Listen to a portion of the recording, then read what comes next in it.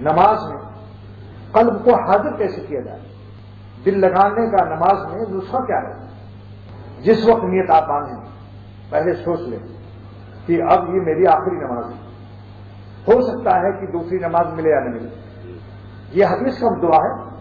یہ حدیث میں 9 سیکنڈ کا جو واز ہے حضور صلی اللہ علیہ وسلم کا، 9 سیکنڈ کا واز، اس کے اندر ہے یہ نسخہ. اذا قمت فی صلاتک فصل صلاۃ مودع ولا تکلم بکلام تعذر منه غدا واجمع الایات مما فی ایدی الناس. 9 سیکنڈ کا واز. جب نماز پڑھو تو اپنی آخری، حضور فرماتے ہیں صلی اللہ علیہ وسلم، نماز پڑھو تو اس کو آخری نماز سمجھو، اور جب باتیں کرو کسی سے تو ایسی بات مت کرو کہ بعد میں معافی مانگنی پڑے. سوچ سمجھ کے بات کرو. اور جو لوگوں کے پاس مال و دولت ادھر خیال بھی نہ لے جاؤ. اب جو کچھ اللہ نے تمہیں دیا اس پر قناعت کرو. تو جب آپ نیت باندھیں سوچیں میری آخری نماز ہے. ایک بات. نمبر 2، ذرا سا سوچ لیں کہ زمین کے نیچے اب ہیں، قبر میں ہیں. اللہ نے اجازت دے دی نماز پڑھنے کے لیے. اللہ تعالیٰ نے اجازت دے دی، اس عالم میں ہے، یہاں ہے ہی نہیں دنیا میں. 2 نسخہ ہو گیا. تیسرا نسخہ یہ مراقبہ کرو کہ میرا جنازہ رکھا ہوا ہے اور اعلان ہو چکا ہے پہلے ہی کہ نماز کے بعد جنازہ ہے اور اپنا جنازہ رکھا ہوا ہے. اب کہاں نمک تیل لکڑی جلانے جاؤ گے؟ یہ مراقبہ کر لو. جنازہ رکھا ہے باہر رکھا ہوا ہے، اعلان بھی ہو چکا ہے کہ بھائی فلاں صاحب کا جنازہ ہوگا. تو اب جنازہ ہو گیا. اب ڈبل روٹی مکھن کی فکر چھوڑو بھائی، اب تو چھوڑو. کیا مرنے کے بعد بھی ڈبل روٹی بیکری جاؤ گے؟ 3 نسخہ ہو گیا. چوتھا نسخہ یہ ہے، چوتھا علاج یہ ہے کہ جتنا الحمد شریف پڑھتے ہیں سورت چھوٹی چھوٹی، اس کے معنی یاد کر لیجیے. بہت جلدی یاد جائیں گے. الحمد شریف کے معنی، التحیات کے معنی، درود شریف کے معنی. سبحان ربی العظیم، پاک ہے میرا رب جو عظمت والا ہے. سبحان ربی الاعلیٰ کیا معنی؟ پاک ہے میرا ربا جو بہت بلندی والا اعلیٰ ہے. سبحان ربی الاعلیٰ، میرا رب اللہ اکبر. میرا لگوایا، ساری دنیا میں عبادت کرا، اللہ نے حکم دیا، کہیں میرا نہیں لگوایا. چلتے پھرتے کیا پڑھو؟ سبحان اللہ. سجدے میں فرمایا یہاں میرا لگا کے کہنا یہ میرا رب، یہاں میرا لگاؤ. سبحان ربی مانے میرا رب پاک ہے، اعلیٰ بہت. سبحان ربی العظیم، رکوع کیا، جھک گئے میرے سامنے، اب میرا لگاؤ. ہم تمہارے تم ہمارے ہو چکے، دونوں جانب سے اشارے ہو چکے. کہو سبحان ربی العظیم. سمیع اللہ لمن، سن لیا اللہ تعالیٰ نے جو ہم نے تعریف کی. یہ سب معنی یاد کر لو بھائی. اردو کی کتابوں میں چھپا ہوا ہے. اگر نہ ملے تو آئین نماز ہے. آئین نماز کتب خانہ مظہری میں بھی دستیاب ہے. مفتی اعظم ہند میں مفتی سعید احمد صاحب نے لکھا ہے. میرے شیخ مولانا شاہ حکیم صاحب دعوت بکاتوں نے فرمایا کہ سب دوستوں کو اطلاع کر دو کہ آئین نماز کو دیکھ کر اپنی نماز سنت کے مطابق بنا لیں، کیونکہ ایک بڑے مفتی کی لکھی ہوئی ہے. اور فرمایا ہم لوگ بھی اسی سے اپنی نماز درست کر رہے ہیں. حضرت نے لکھا مجھے ہندوستان سے، آئین نماز یہاں مل جاتی ہے، اس سے آپ نماز اپنی معنی یاد کر لیں. تو ایک لفظ کو جب کہیے الحمدللہ تو یہ سب تعریف اللہ کے، سبحان اللہ. معنی میں جب معنی میں ڈوب جائیں گے آپ اور یہ سوچیں کہ میرا اللہ سامنے ہے، سن رہے ہیں، وہ ہماری اللہ کی گفتگو ہو رہی ہے، اللہ تعالیٰ سے ہم کلامی اور گفتگو ہو رہی ہے، مناجات ہو رہی ہے.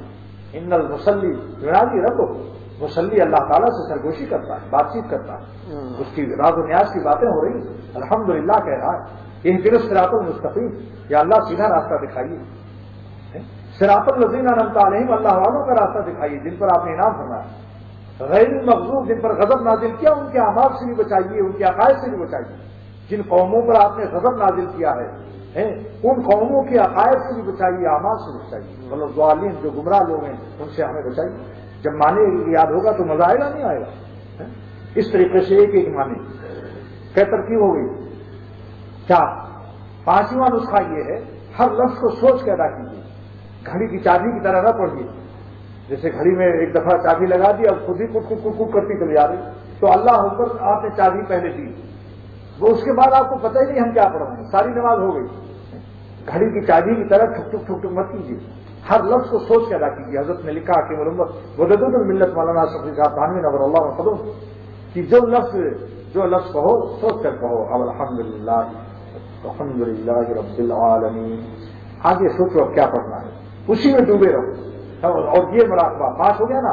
6واں نسخہ یہ ہے کہ اللہ اکبر کہتے ہی سوچ لو کہ اللہ تعالیٰ مسلسل ہم کو دیکھ رہے ہیں، ہماری طرف خدا متوجہ ہے، ہم کسی اور طرف دیکھ رہے ہیں. آپ بتائیے کوئی بڑی شخصیت آپ کی طرف متوجہ ہو، آپ ادھر دیکھ رہے ہیں، کیا ہوگا؟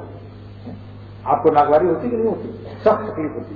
ہم کسی کو کچھ نصیحت کر رہے ہوں اور وہ ادھر دیکھ رہا ہو، وہاں کچھ ادھر دیکھ رہا ہوں، کہ اللہ تعالیٰ کے ساتھ یہ مراقبہ کر لیا، اللہ تعالیٰ ہمیں دیکھ رہے ہیں۔ جب سجدے میں سر رکھو، رکوع کرو، سو اللہ کے سامنے جھک گئے، کمر سیدھی کر لیا، انسان ہوتے ہوئے عجیب سے ہو گئے، اور سجدہ کر لیا، اتنا مٹا دیا بالکل۔ اسی نماز سے تو کتنی اسی سجدہ میں کرنے سے شیطان تباہ ہو گیا۔ تو میرے دوستو، سجدے میں سمجھو اللہ تعالیٰ کے چوکھٹ پر سر رکھ دیا، اللہ تعالیٰ کی چوکھٹ پر سر رکھ دیا۔ ایک صاحب نے اعتراض کیا کہ کعبے کی طرف سر رکھتے ہو، تو ہم لوگ بھی جو بتوں کو سجدہ کرتے ہیں تم بھی پتھر کو سجدہ کرتے ہو، کعبہ بھی تو پتھر کا ہے۔ ایک ہندو نے مسلمان سے کہا تو ہم نے تم میں کیا فرق ہے؟ تو مسلمان نے کیا جواب دیا؟